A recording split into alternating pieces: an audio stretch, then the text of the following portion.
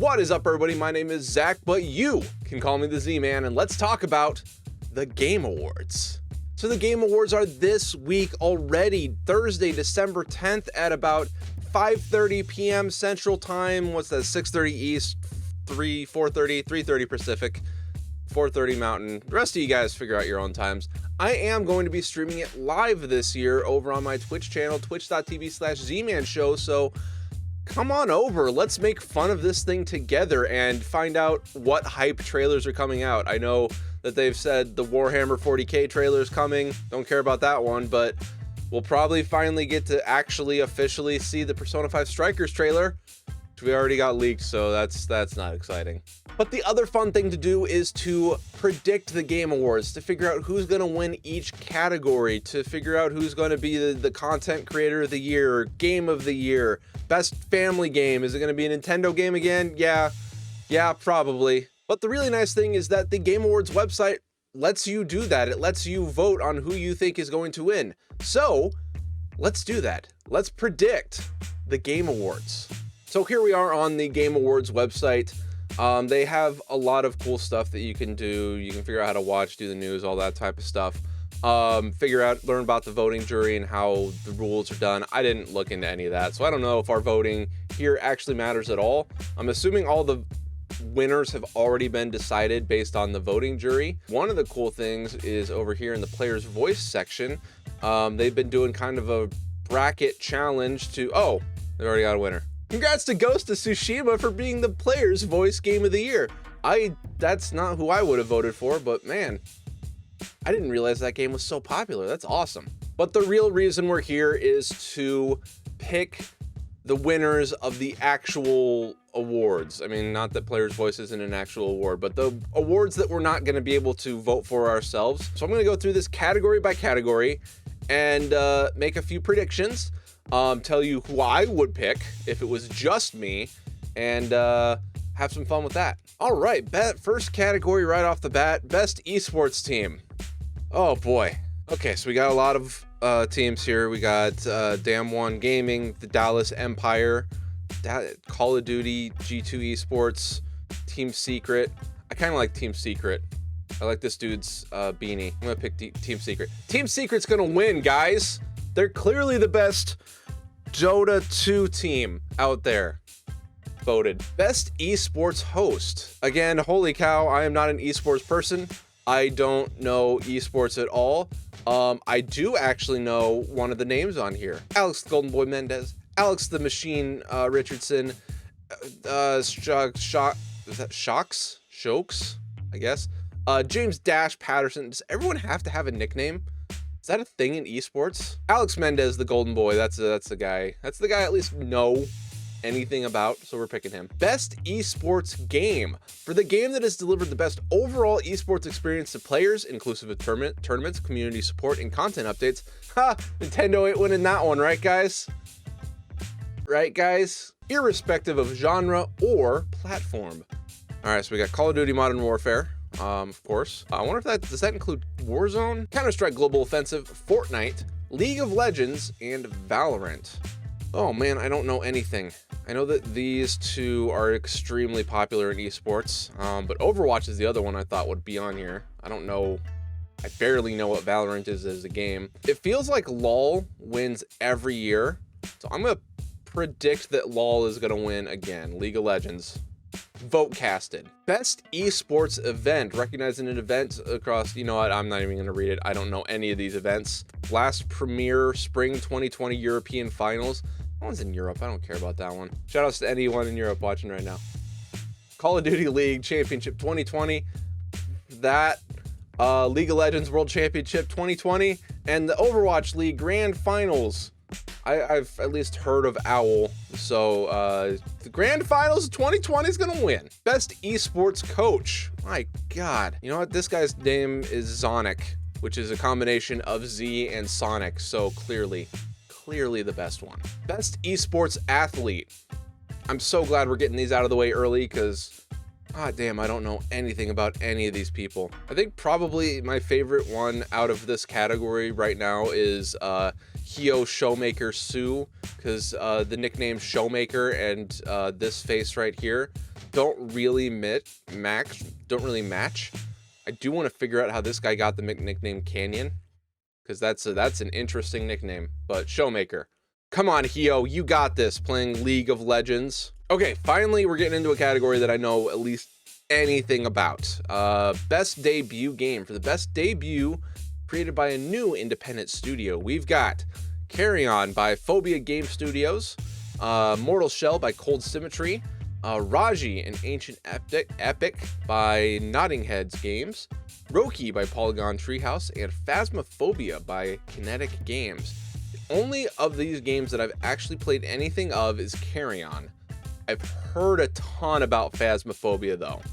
So while technically my vote kind of has to go to Carry On, I think the winner will actually end up being Phasmophobia. A lot of people freaked out about this game over the Halloween season. I know a lot of people that are still playing it. It's a really good multiplayer game. It's a really good scary game. I think Phasmophobia is probably gonna win.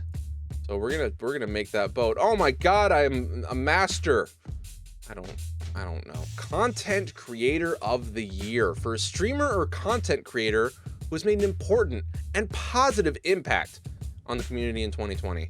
So we got Alana Pierce, Jayon Lopez, Nick Merckx, Tim the Tatman, and Valkyrae. I know literally only Alana Pierce, so I'm voting for her. I don't know if she's gonna win, but between her channel, the stuff she's done with Kinda Funny, obviously her stuff with Rooster Teeth, I know she just got a job with Sony Santa Monica, of all places, to help write as a writing staff credit. So she might be writing the next God of War. Who knows? I have heard a lot about Tim the Tatman this year, so it wouldn't surprise me if he wins. In fact, that's going to be my guess. I think Tim the Tatman will probably win. But I'm going to vote for Alana Pierce. That's, again, she's the only one I actually know. She has an outside shot considering she's in the game industry and she has a lot of spread across it. I mean, I've seen her do stuff with the Game Grumps, and by extension, also Markiplier, Jacksepticeye, those people. Best multiplayer for outstanding online multiplayer gameplay and design, including co-op and massively multiplayer experiences, irrespective of game, genre, or platform. We've got Animal Crossing New Horizons. That one is not going to win. I haven't even played the game, but I know that people have a lot of issues with the way the multiplayer is handled in that, so that's not going to win. Among Us is an interesting one, considering that's a 2018 game, but it still might win. Like, I really wouldn't be surprised if that one pulls it out somehow. Call of Duty Warzone, of course, is going to be your Battle Royale game that's getting the most hype right now. Fall Guys was fun for about a week, honestly. And Valorant. I don't know a lot about Valorant again. For me, it's between these two. Personally, I think Among Us is my vote, but is it gonna win? I'm gonna stick with the mainstream. I'm gonna say that Call of Duty Warzone wins the category. But if I'm personally voting, it's Among Us. Best sports and racing game. For the best traditional and non-traditional sports and racing game, we've got Dirt 5, we got F1 2020, we got FIFA 21, NBA 2K21, Tony Hawk's Pro Skater 1 and 2. These two had better not win, considering the crap that they put their fans through every single year. NBA 2K21 is a mess. All the time, every time. I don't know a ton about F1 2020. I know a lot of people really liked Dirt 5, and I know a lot of people really liked Tony Hawk's Pro Skater 1 and 2. Again, I don't really have a vote. If I have to vote, I guess I would choose Tony Hawk's Pro Skater 1 plus 2, because I haven't played it, but like, I mean, come on, it's Tony Hawk's Pro Skater 1 plus 2, and at least it was well received. You know what? I'm gonna predict that too, because I don't know how many people have played Dirt 5, or if it was like such a big deal that it has to win. So yeah, Tony Hawk's Pro Skater 1 plus 2. That's my vote. That's who I'm picking to win. Best simulation / strategy game. We got Crusader Kings 3, Desperados, Gears Tactics, Microsoft Flight Simulator, and XCOM Chimera Squad. That's a good list of games. Crusader Kings 3 got a ton of like 9 and 10 out of 10s. Microsoft Flight Simulator was a massive undertaking by the developers and is a really good simulation of the game. Again, I'm not a sim or strategy guy, so I haven't played a lot of these games. I played some Flight Simulator, I played some Chimera Squad, but like I know that these got a ton of love. I'm gonna vote Chimera Squad for me personally. I do enjoy XCOM games at least a little bit, but I think the winner is going to be Crusader Kings 3. I'm predicting Crusader Kings 3 to actually win this thing. But XCOM, come on, XCOM's great. Best family game. For the best game appropriate for family play, irrespective of genre and or platform, this one is finally not completely dominated by Nintendo. I mean, Nintendo has half of the games on this list, but hey, the game industry is at least slightly diversifying into more kid-friendly games. We got Animal Crossing New Horizons from Nintendo. We got Crash Bandicoot 4, It's About Time from Toys for Bob. Fall Guys Ultimate Knockout from Mediatronic. Mario Kart Live Home Circuit from Velan Studios. Why is this on here? Could they not find a 6th game? Minecraft Dungeons from Mojang and Double 11. And Paper Mario, the Origami King. I'm surprised that one got on there too. Actually, both of these. Actually, these last 3, I'm knocking out of the running right now because they were okay. So it's clear what the winner is. All right, it's Animal Crossing. Animal Crossing is gonna win. If I had to vote for myself, I would pick Crash Bandicoot because I don't play Animal Crossing really, but come on, Animal Crossing is gonna win. Best fighting game. For the best game designed primarily around head-to-head combat, this list is hilarious because, oh my god, they really couldn't figure out anything to fill out the rest of the 5. So we got Grand Blue Fantasy Versus, we got Mortal Kombat 11 Ultimate. It's just the ultimate version of a game that came out last year. We got Street Fighter V Championship Edition. Again, just an ultimate edition of a game that came out earlier. One Punch Man, a hero nobody knows. Why is this here? This is barely a fighting game. It's not good. It's not a good game. And we got Under Night Inbirth.exe, late clear, CL-R. That's a freaking name and a half right there. Here's the thing. One Punch Man can't win. I didn't know Grand Blue was a fighting game. That's how little I know about that game. I've heard good things about this game, but really, how many people have actually played this game? It's got to be between these two, right? And out of these two, I know that a lot of people have many issues with Street Fighter V. I mean, we gotta go Mortal Kombat. Mortal Kombat for the pick and the win. But I feel dirty picking that because again, this is just a Ultimate Edition with extra DLC. I guess you can consider Aftermath as part of this, which I think Aftermath came out this year, right? Yeah, May 26th. May 26th was when Aftermath came out. So maybe this is more of a Aftermath pick, and they just, for some reason, couldn't just pick Aftermath as part of this. Whatever. Mortal Kombat 11 is going to win Best Fighting Game. Best Role-Playing Game. This is probably the one I have the most time sunk into. Plus another game in here that I really want to give a shot, but just haven't had time to yet. For the best game designed with rich player character customization and progression, including massively multiplayer experiences, we've got Final Fantasy VII Remake, Genshin Impact, Persona 5 Royal, Wasteland, and Yakuza Like a Dragon. This is a very difficult one. Unfortunately, we're gonna knock Wasteland and Yakuza Like a Dragon off immediately. Not that they're not good games. I really want to play Yakuza Like a Dragon based off of fan hype, based off of people's recommendations, because of how similar it is to a couple of other games. Wasteland, I just don't know a ton about. I've heard very good things. I just haven't played it. I'm actually also going to knock Genshin Impact off. It's a fun enough game, but in terms of what it actually is and how big of how big the experience is, I don't think it stacks up to who I'm gonna pick. That brings it down to Final Fantasy VII Remake and Persona 5 Royal. Now, Out of the two of these personally, I played both. I've beaten both. I've done a review for Persona 5 Royal, which you can watch right there. I hope that's the right side. That might not be the right side. Persona 5 Royal is my personal vote. Here's the crazy thing. When I do my Game of the Year things, Persona 5 Royal is not going to be included because it is 85% the exact same game as before, with a little bit extra added in. And that's just not enough for me to give it the nod for a Game of the Year category, which crazily enough, if it was, it would be my Game of the Year. But Final Fantasy VII Remake is like such a massive game compared to Persona 5 Royal in terms of like headspace in the game industry.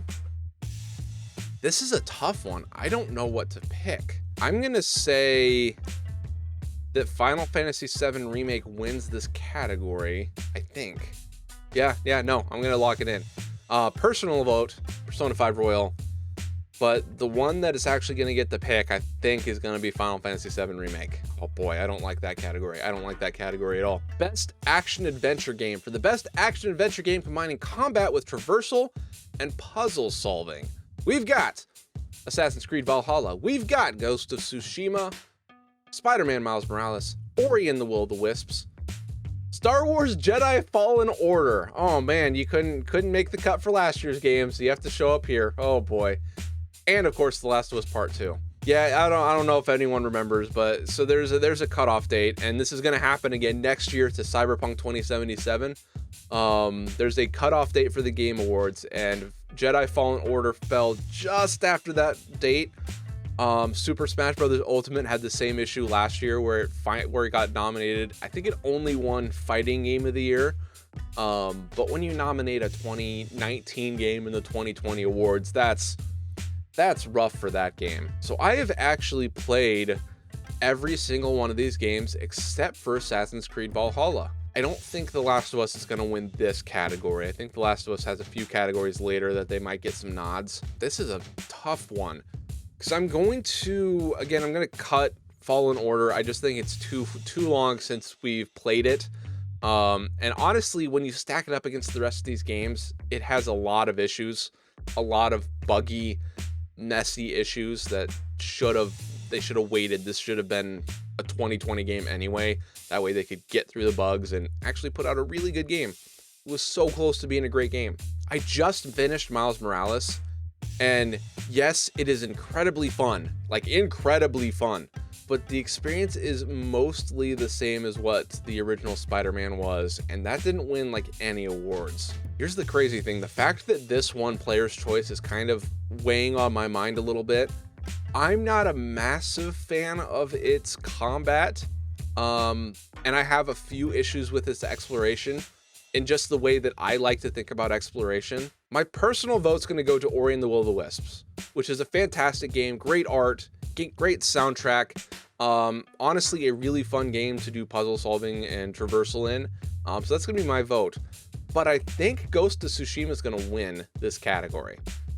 Mostly because I think it's not going to win a lot of later categories. So I'm going to give it the nod here. Ghost of Tsushima is going to win Best Action Adventure Game, but my personal pick is Ori. Ori is a great game. Best Action Game. For the best game in the action genre focused primarily on combat, we've got Doom Eternal, Hades, Half-Life Alyx. Wow, that's an interesting one to put here. Neo 2, and Streets of Rage 4. Fun fact, I've only played this game. I want to play this game eventually. I can't afford to play this game. And the VR headset that like actually will be good enough for you to play that game is like $1,500. So no, not a massive Soulsborne type guy. So Neo 2 didn't make the cut. And again, this is a game I want to play. I just haven't yet. Honestly, based on how people have reacted to these games, it's either going to be between Hades or Half-Life Alyx. And I wonder if at least part of this is going to be is part of who's going to win this is going to be based on who wins Game of the Year in the upper categories. Because spoiler alert, Hades is also nominated for Game of the Year. I'm going to vote and predict Hades. Because I don't think Hades has enough push to get it the Game of the Year nod. So I think it might be given this one here. I'm going to give it the Best Action Game. And I'm going to predict that it's going to win the best action game and maybe a couple of other categories, because this is definitely the indie darling from this year, and it deserves it. It is a fantastic game. Again, I've done a review on this game up here or here, one of those two. I think it's this one. Innovation in accessibility. Recognizing software and or hardware that is pushing the medium forward by adding features, technology, and content to help games be played and enjoyed by an even wider audience. Basically, how good are you at being inclusive and letting people play your games, making your games, stuff like colorblind modes, stuff like hearing loss modes.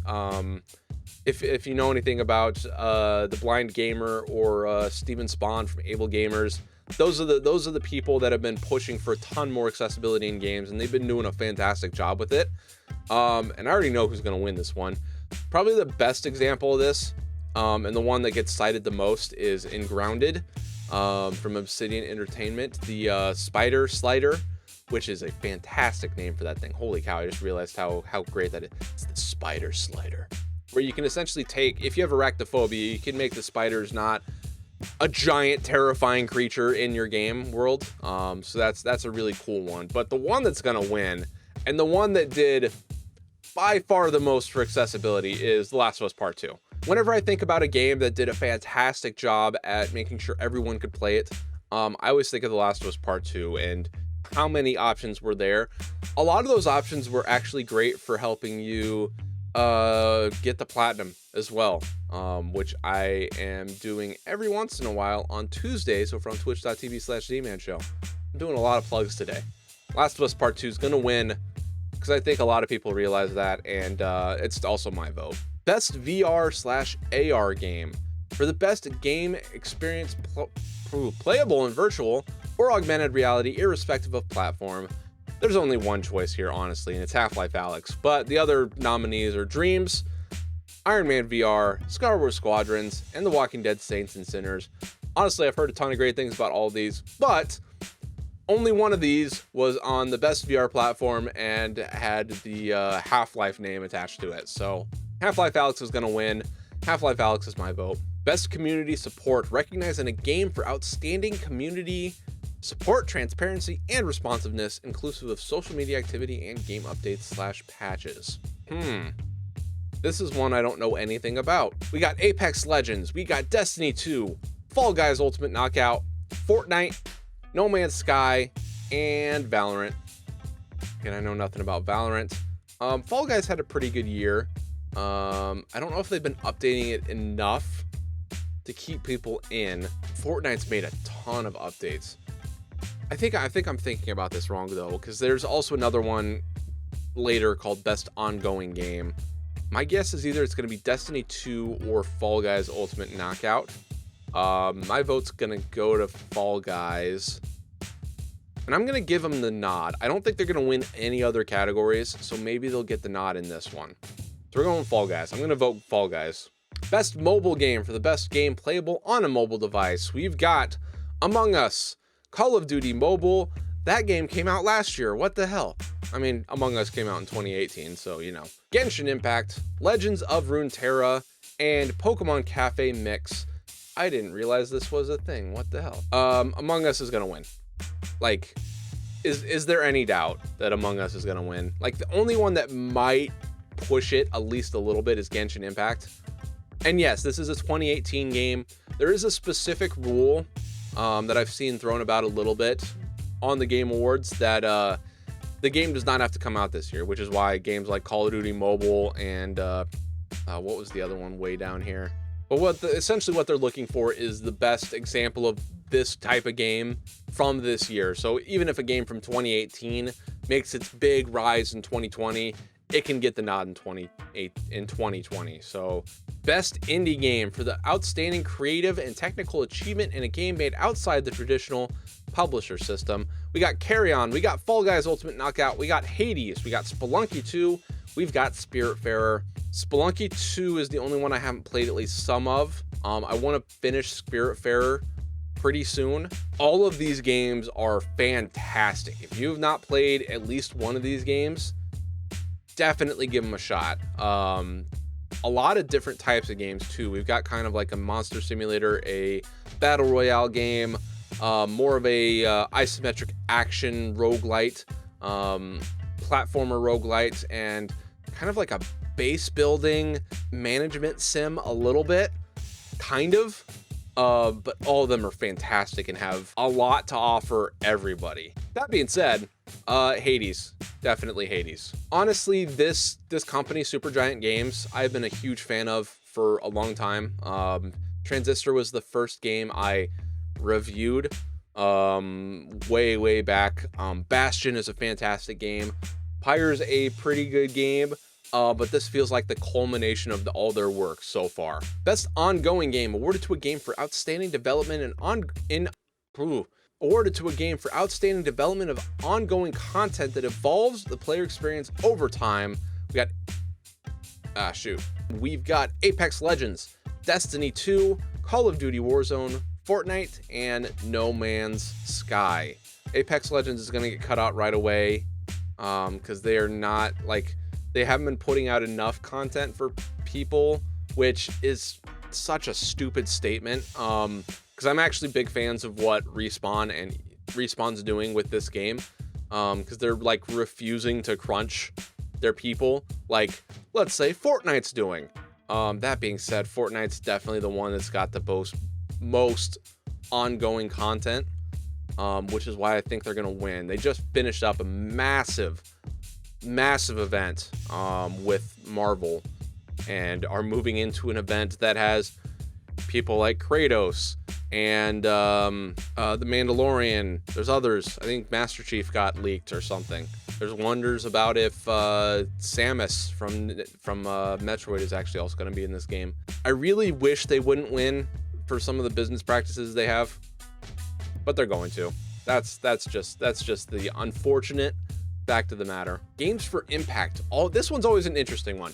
For a thought-provoking game with a pro-social meaning or message, we've got If Found, Kentucky Route Zero TV Edition, Spiritfarer, Tell Me Why, and Through the Darkest of Times.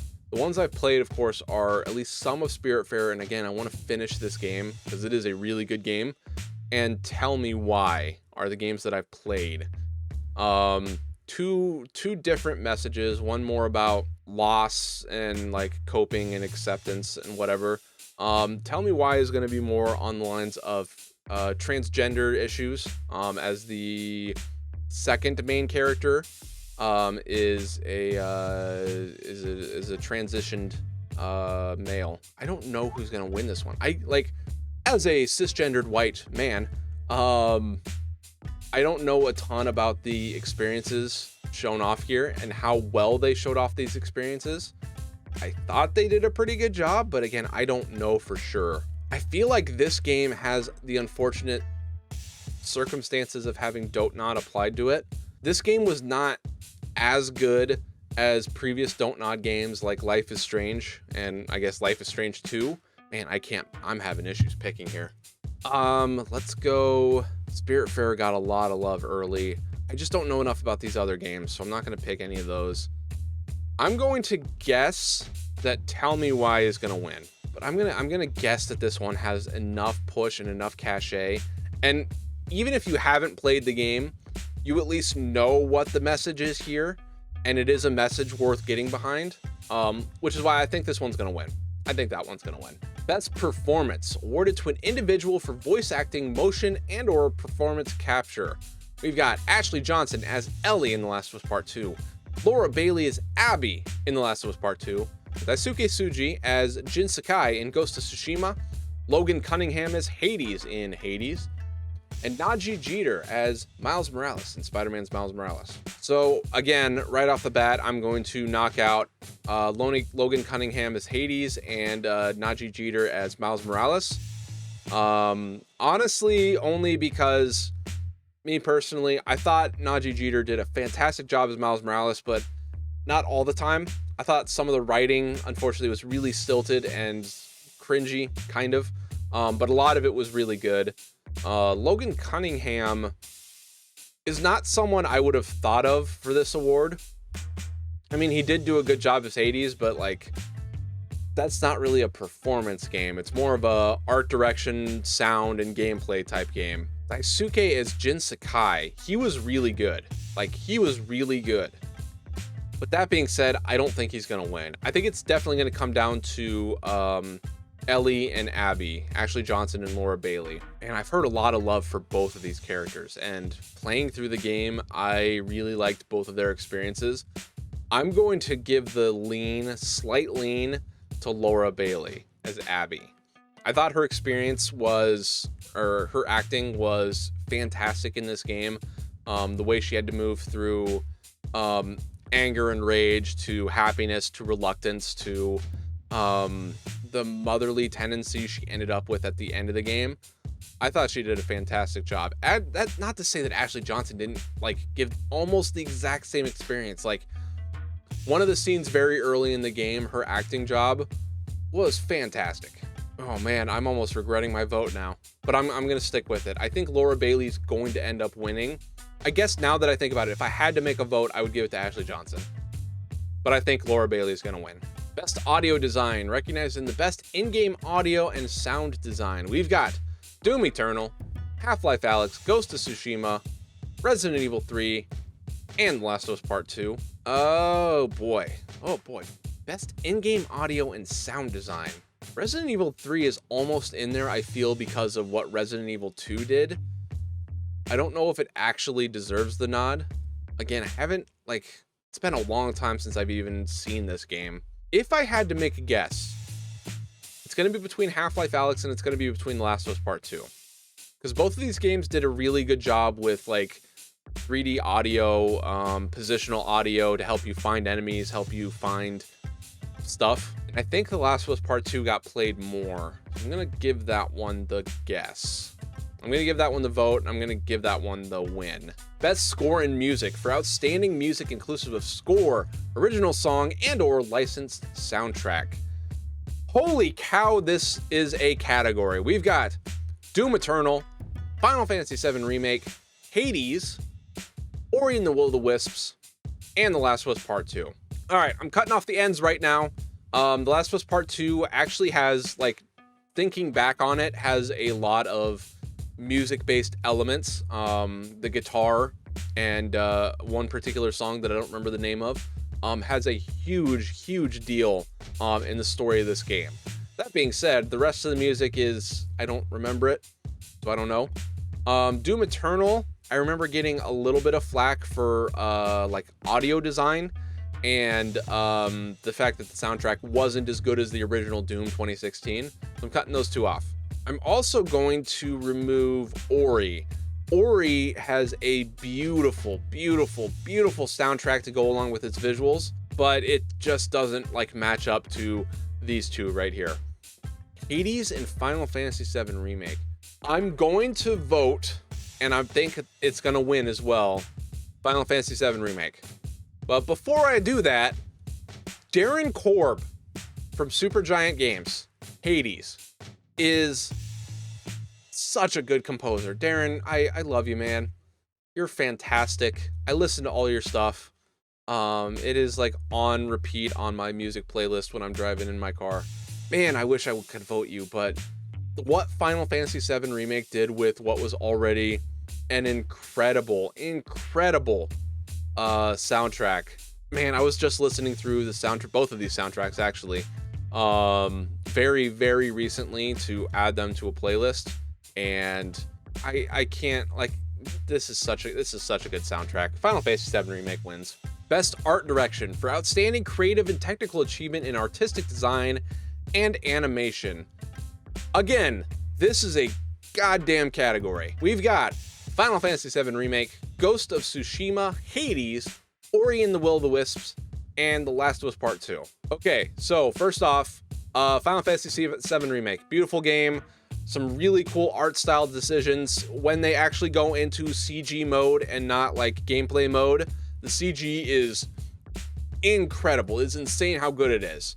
But at the same time, there is a door in Sector 7 that is the most egregious thing I've ever seen in a video game. So no, you do not win for art direction. I'm going to remove Hades as well for the sole reason that it has a similar-ish art style to what Ori and the Will of the Wisps is, but it's not quite as like good, which is a weird thing to say. Hades is a beautiful game. I love the art style, I love the art direction, I love the character portraits, but Ori is definitely the better like cartoony game. So if we're going between Ghost of Tsushima and The Last of Us Part 2, I'm gonna remove one of those because again, the same reason. They're pretty similar to these games. What this game did with like motion capture and facial animations, even in game, is incredible. And I don't know that Ghost of Tsushima stands up to that part.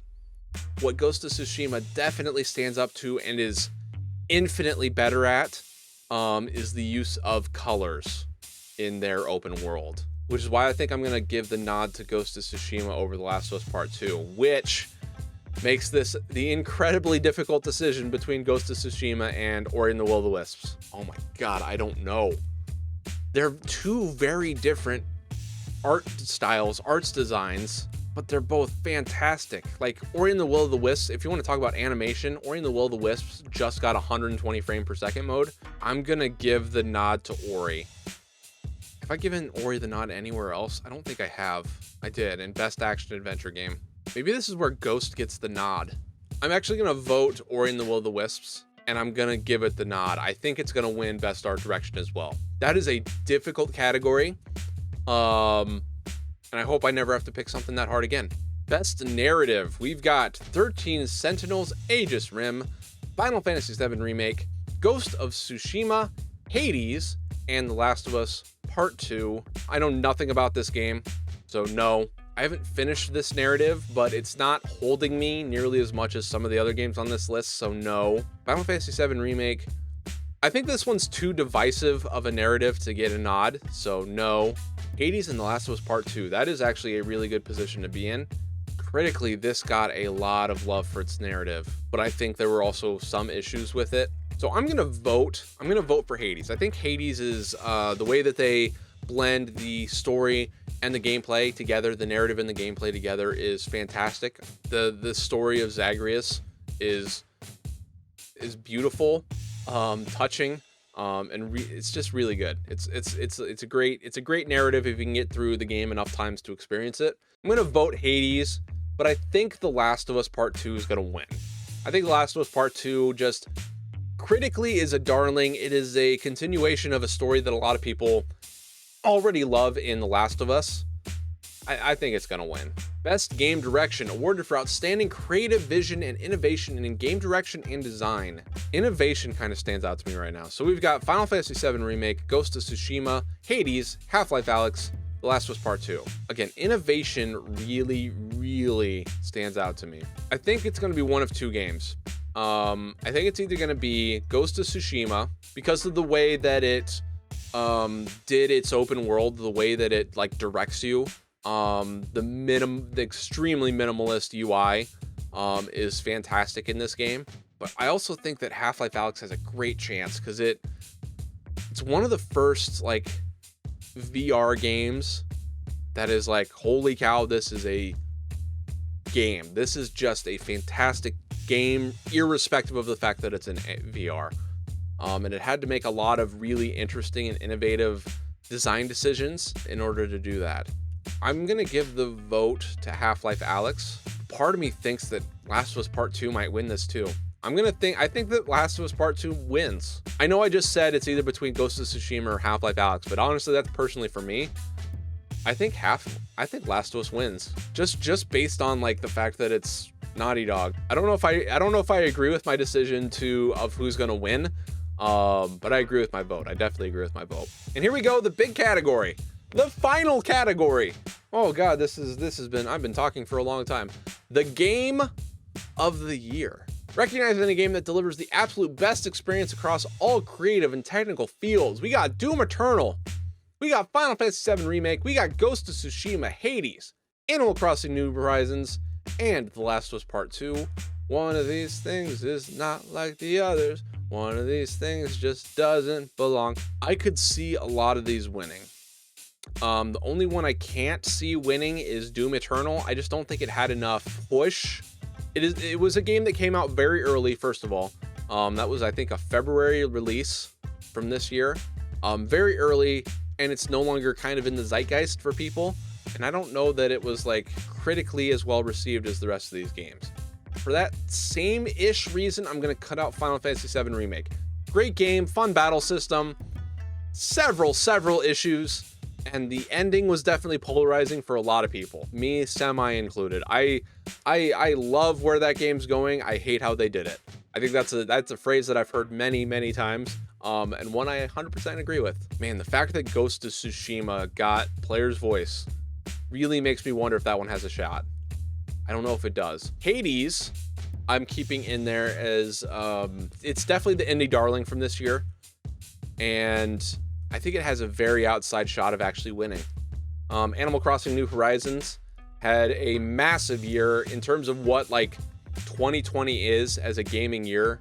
This one probably like describes it the best. But then there's The Last of Us Part 2, the critical darling, the one that all the critics loved and the people that weren't critics loved to bash. Now here's the thing. I'm personally just thinking about who I think is gonna win. My vote is going to Hades. Out of all of these games, as the screen freaks out, out of all these games, Hades is my game of the year so far. So kind of to tip you off for when I eventually do my game of the year video later, Hades is currently my game of the year. It is a fantastic game. Combat, music, story, art direction, all like fit, mesh seamlessly together to create an incredible experience. I'm going to make the guess, and it's the extremely popular one, the one that everyone's probably thinking of already. But I think The Last of Us Part 2 is going to win Game of the Year. I don't see a lot of situations where it won't. The only ones that I could possibly see is if Hades got enough push towards the end of the year to get the win, or if Animal Crossing New Horizons stuck in the public consciousness enough to pick up enough votes for Game of the Year. So I think these three have a legitimate chance of winning. Ghost of Tsushima has an outside chance of winning based on the fact that so many people voted for it in the player's voice. So that one's also got at least a shot. Yeah, I feel good about that choice. I think Last of Us is going to win, but Hades is my game of the year. So those were my picks for the Game Awards. Now remember, I am going to be streaming the Game Awards live, so I would love to have some people hanging out with me over on twitch.tv/Zmann Show. We're going to see tons of awards, musical performances, and probably some game reveals that'll make me freak out and squeal like a little boy. It's definitely going to happen. It's definitely going to happen. So thank you so much for watching. Please subscribe to the channel. Really helps me grow. Really helps you get to see future videos. Ring the bell. I think that's a thing you have to do now in order to see the videos. And leave a comment down below. What is your game of the year? Who is going to win the game of the year in the Game Awards? And if you want to give picks for any other games, any of these other awards, please do. I love seeing what people say about these games. I love seeing the opinions that people have, and trying to get like my mind wrapped around what the actual zeitgeist is versus the zeitgeist of like people I watch on YouTube and articles I read. So once again, thank you so much for watching. We'll see you next time.